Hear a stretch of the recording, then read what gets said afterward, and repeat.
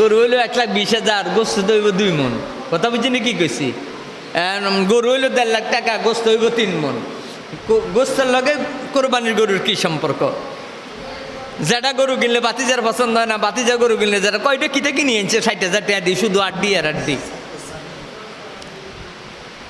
তাই আমরা সঠিক খালেস নিয়তে কোরবানি দিব, দুনিয়ার কোনো মানুষকে দেখাবার জন্য নয়। যদি কোনো মানুষের একটা সরিষার 70 ভাগের 1 ভাগে 1 জাররা বলা হয়, যদি কোনো কোরবানি দাতার 1 জাররা পরিমাণ কোনো অহংকার তার অন্তরে থাকে, আমি 2.5 লক্ষ টাকা দিয়ে গরু কিনছি, আমি 1.5 লক্ষ টাকা দিয়ে গরু কিনছি। ওয়ালিল্লাহি আলান নাসি হিজ্জুল বাইতি মান ইসতাতা ইলাইহি সাবিলা। আল্লাহ বলেন, তোমাদের যাদের পথ খরচের যে টাকাটা, এটা যদি সংকুলন হয়, তোমার পরিবারের সব খরচ বাদ দিয়া, ওয়ালিল্লাহি আলান নাসি হিজ্জুল বাইতি, খুব খেয়াল করেন কথাটা।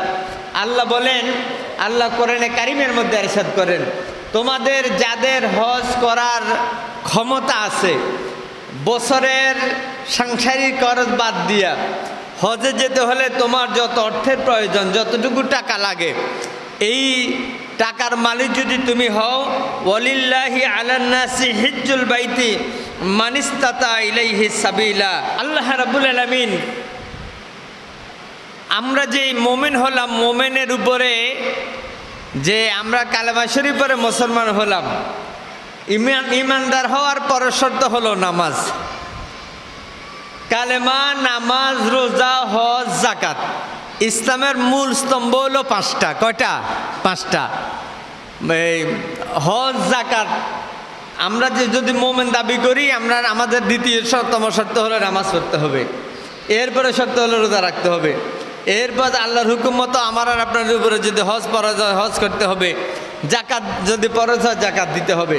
তাহলে হজ করা এটা হুকুম আল্লাহর। এটা হুকুম কার? কথা বললেন কেন? কার? আল্লাহ তাই কোরআনের মধ্যে নাজিল করে দিলেন আয়াত, ওয়ালিল্লাহি আলান নাসি হিজ্জুল বাইতি মান ইসতাতা ইলাইহি সাবিলা। আল্লাহ বলেন, তোমাদের যাদের হজে যাওয়ার জন্য পথ খরচের যে টাকা যদি তোমার কাছে থাকে, যে সংকুলন শব্দের অর্থ হলো তোমার কাছে যদি হজে যাওয়ার যে টাকাটা, আর্থিক টাকাটা খরচ হয়, এটা যদি তোমার থাকে, তাহলে তুমি হজ করতে হবে। এই হুকুম আল্লাহর। এই হুকুম কার? কিন্তু আমাদের দেশে অনেকের উপরে হজ ফরজ হওয়ার সত্ত্বেও হজ করে না। আবার নবীজি হাদিস শরীফের মধ্যে ঘোষণা করেন, মান তারাকা যাদাতান ওয়া রিয়ালাতান তুবাল্লিগুহু ইলা বাইতিল্লাহি ওয়ালাম ইউহাজ্জু ফালা আলাইহি আই ইয়ামুতা ইয়াহুদিয়ান ওয়ালা নাসরানিয়ান। রাওয়াহু তিরমিজি। নবীজি বলেন, আমার যে উম্মতের উপরে হজ ফরজ হওয়ার সত্ত্বেও হজ করলো না, কিন্তু আমি লোকটা গরিব ছিল, খুব মনোযোগ। আল্লাহ বলেন, আমার বান্দা বান্দি একবারে গরিব ছিল, আমি আল্লাহ তাকে হজ তার উপরে ফরজ করেছি। এই হজ ফরজ করার শর্ত আমার যে বান্দা বান্দে আমি আল্লাহর হুকুম পালন করে নাই। আল্লাহর হাবিব সহিহ তিরমিজি শরীফের মধ্যে ইরশাদ করেন, লা ইয়ামুতু ওয়ালা ইয়াহুদিয়ান ওয়ালা নাসরানিয়ান। আমার যে উম্মতের উপর হজ ফরজ হওয়ার শর্ত হজ করল না, সেই উম্মতটা ইহুদি হয়ে মরক আর নাসারা হয়ে মরক, আমি নবীর কোনো কিছু আসে যায় না। কন্যা নাউজুবিল্লাহ। আরো জোরে বলুন না নাউজুবিল্লাহ। এটা আমার বাপদাদার দিদা বানানো কথা নয়, সহিহ হাদিসের কিতাব তিরমিজি শরীফের মধ্যে হাদিস কেনা আসছে যে হজ ফরজ হওয়া সত্ত্বেও যারা হজ আদায় করলো না, ওই লোকটা ইহুদি হয়ে মরুক আর নাসারা হয়ে মরুক, আমি নবীর কোনো কিছু আসে আর যায় না। এবার হজ যারা পালন করবে, যারা আল্লাহর কোরআনের হুকুম মতো হজ করবে, আল্লাহর হাবিব বলেন, ক্বাল রাসূলুল্লাহ সাল্লাল্লাহু আলাইহি ওয়াসাল্লাম, মান হাজ্জা ফাজারাম কবরি বাদা মাউতি কানা কামান যারানি ফি হায়াতি। রাওয়াহুল বাইহাকি। সহিহ বাইহাকি শরীফের মধ্যে আল্লাহর হাবিব ইরশাদ করেন, আমি নবীর ইন্তেকালের পরে আমার যে উম্মত আমি নবীর রওজা শরীফ জিয়ারত করবে। আল্লাহর হাবিব বলেন, আমাদের নবীজি ইরশাদ করেন, মান হাজ্জা ফাজারা কবরি বাদা মাউতি কানা কামান যারানি ফি হায়াতি। আল্লাহর হাবিব বলেন, আমি নবীর ইন্তেকালের পরে আমার যে উম্মত আমি নবীর রওজা শরীফ জিয়ারত করলাম, কানা কামান যারানি ফি হায়াতি, আমি নবীর, আমাদের নবীজি এখন তো মদিনায় আছে। কোথায় আছে? মদিনায়। নবীজি জিন্দা অবস্থায়, হায়াতুল নবী মদিনাতে শুয়ে আছে। তো নবীজি কয় যে আমি নবীর ইন্তেকালের পরে আমার যে উম্মত আমি নবীর রওজা শরীফ জিয়ারত করবে, মান হাজ্জা ফাজারা কাবরি বা'দা মাউতি কানা কামান জারানি ফি হায়াতি। আমি নবীর ইন্তেকালের পরে আমার যে উম্মত আমি নবীর রওজা শরীফ জিয়ারত করলো, কানা কামান জারানি ফি হায়াতি, আমার সেই উম্মত যেন আমি নবীর সাথে জিন্দা অবস্থায় মোলাকাত করেছে। বলেন সুবহানাল্লাহ। এখানে আজকে আমি হাদিস পড়বো, আপনারা শুনবেন। আজকে এটা সহি এই হাদিস কেন হলো, বাইহাকি শরীফের হাদিসের মধ্যে নবীজি ইরশাদ করেন, কানা কামান জারানি ফি হায়াতি, আমার নবীজি বলেন সেই জন্য আমি নবীর সাথে জিন্দা অবস্থায় মোলাকাত করেছে। নবীজির এই হাদিসের মধ্যে কোনো সন্দেহ আছে?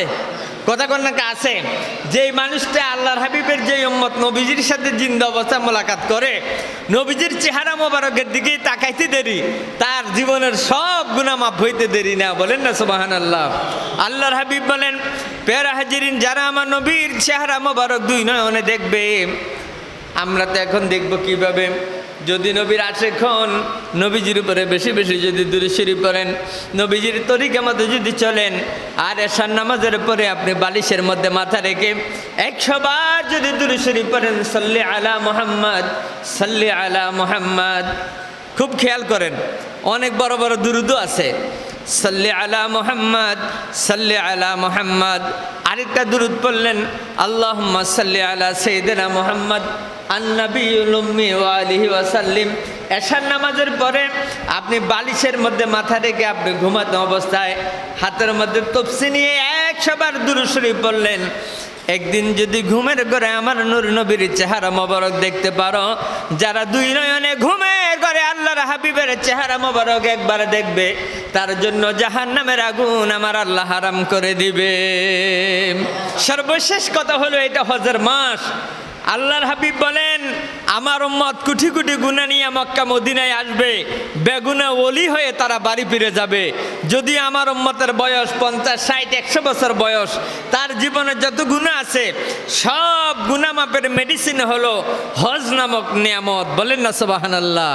তবে এই হজের টাকাটা হালাল টাকা হইতে হবে। কথা বলেন ঠিক কিনা? প্যারা হাজিরিন, আল্লাহর হাবিব বলেন, ক্বালা রাসূলুল্লাহ সাল্লাল্লাহু আলাইহি ওয়াসাল্লাম, ইযা কানা ইয়াউম আরাফা ইয়ানজুরুল্লাহু ইলাস সামাঈদ দুনিয়া ফায়ুনাবিহু ফি বিহিম আল মালাইকাতু ফায়াকুলু উনজুরু ইলা ইবাদি আন আতুনি শাযান গায়রাদ দাজ্জালিনা মিন কুল্লি ফাজ্জিন আমিক। আল্লাহ নবী বলেন, আমার উম্মতগুলি,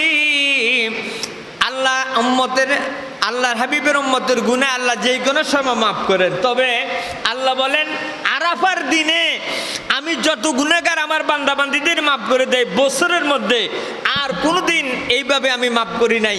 আরাফার দিনে আমার যত কোটি কোটি বান্দাবান্দিদের গুনাহ আমি আল্লাহ মাফ করি, বছরের অন্য কোনো দিনে আমি এত আমার হাবিবের এত উম্মতদেরকে আমি আল্লাহ মাফ করি না। বলেন না সুবহানাল্লাহ।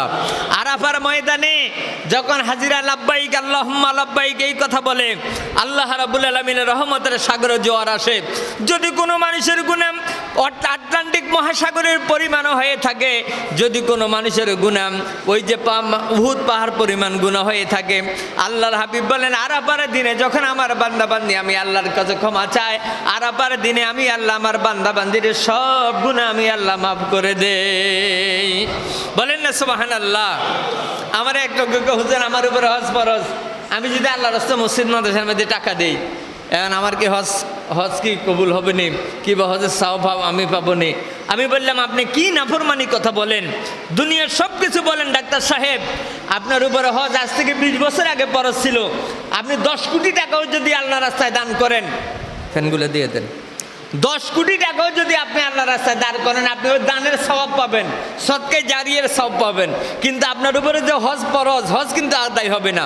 আপনি আগে হজ করতে হবে, এরপরে আপনি মসজিদে একটা জায়গায় 10টা করে দেন, কোনো সমস্যা নাই, হজ করতে হবে। তাহলে আমাদের উপরে যাদের হজ ফরজ, আল্লাহ পাক যেন আমাদেরকে ওই নিয়ামত নসিব করে, কন্যা আমিন। আমাদের সামনে যে কোরবানি আছে, আল্লাহ যেন সকলের কোরবানিকে কবুল করে, সকলে বলে আল্লাহুম্মা আমিন। কোরবানির গরু কিনতে যায়, গরু হইলো 1,20,000, গোস্ত দইব 2 মণ। কথা বুঝিনি কি কইছি? গরু হইলো 1.5 লাখ টাকা, গোস্ত হইব 3 মণ। গোস্তের লগে কোরবানির গরুর কি সম্পর্ক? যেটা গরু কিনলে বাতিজার পছন্দ হয় না, বাতিজা গরু কিনলে যেটা কয়টা কিতে কিনে এনেছে 60,000 টাকা দিই, শুধু আড্ডি আর আড্ডি। তাই আমরা সঠিক খালেস নিয়তে কোরবানি দিব, দুনিয়ার কোনো মানুষকে দেখাবার জন্য নয়। যদি কোনো মানুষের একটা সরিষার 70 ভাগের 1 ভাগে 1 জাররা বলা হয়, যদি কোনো কোরবানি দাতার 1 জাররা পরিমাণ কোনো অহংকার তার অন্তরে থাকে, আমি 2.5 লক্ষ টাকা দিয়ে গরু কিনছি, আমি 1.5 লক্ষ টাকা দিয়ে গরু কিনছি, তোমার এই কোরবানি দেওয়া গুনাহ হবে, সওয়াব হবে না, গুনাহগার হবা তুমি। কারণ কোরবানি করি দুনিয়ার কোনো মানুষকে দেখাবার জন্য নয়, দুনিয়ার কোনো মানুষকে খুশির জন্য নয়, আল্লাহকে খুশি করার জন্য। কার জন্য? আর আমরা সেই কোরআনের আয়াত পড়ি, কুল ইন্নাস সালাতি ওয়া নুসুকি ওয়া মাহইয়ায়া ওয়া মামাতি লিল্লাহি রাব্বিল আলামিন। আমার নামাজ, আমার কোরবানি, আমার জীবন, আমার মরণ সব হলো আল্লাহর জন্য। কার জন্য? আল্লাহর জন্য। সুতরাং আমার যুবক ভাইরা, বুড়ো বাবারা, আমরা খালেস নিয়তে কোরবানি করব। আল্লাহ যেন সকলের কোরবানিকে উসিলা করে আমাদের সকলের মনের নেক আশা যেন পূরণ করে দেয়। সকলে বলি আমিন। আমাদের যাদের উপরে কোরবানি ফরজ নয়, আল্লাহ যেন তাদেরকে তৌফিক এনায়েত করে। একটা কোরবানির পশুর গায়ে যত পশম আছে, যদি কোনো মানুষ 6 শরীকে, 3 শরীকে, 4 শরীকে, 7 শরীকে কোরবানি দেয়, একটা গরু কোরবানি দিলে একা পশুর গায়ে যত পশম আছে, এত পশম পরিমাণ সওয়াব তার আমলনামার মধ্যে লেখা হবে। বলেন না সুবহানাল্লাহ। এইবার 7 জনে যদি দেয়, এরকম 7টা গরুর মধ্যে যত পশম আছে, বলবেন হুজুর সওয়াবের, আল্লাহর কাছে কি সওয়াবের অভাব আছে নাই? কথা কোন না, অভাব আছে নাই? এই কোরবানির পশুর যত হাড়, শিং, এই ওই খুঁড়া কন, যত কিছু কন, কাল হাসরের ময়দানে যখন আমার আর আপনার নেকি আর বদি ওজন দিবে, এই কোরবানির পশুর হাড়গুলো আমাদের নেকের পাল্লার মধ্যে উঠে দেওয়া হবে। বলেন না সুবহানাল্লাহ। আর উম্মতি মুহাম্মাদিয়ার নেকের পাল্লা বাড়ি হবে ওই কোরবানির হাড় পাল্লার মধ্যে উঠানোর কারণে। ওই লোকের কোরবানির হাড়গুলো পাল্লার মধ্যে উঠাবে যার কোরবানিটা আল্লাহকে খুশি করার জন্য করে। কন্যা সুবহানাল্লাহ। সম্মানিত সুধী, আল্লাহ পাক যেন আমাদের সকলকে এই জিলহজ মাসের যত রহমত, যত বরকত, যত নিয়ামত আছে, আল্লাহ যেন আমাদের সকলের জন্য নসিব করে। কন্যা আমিন।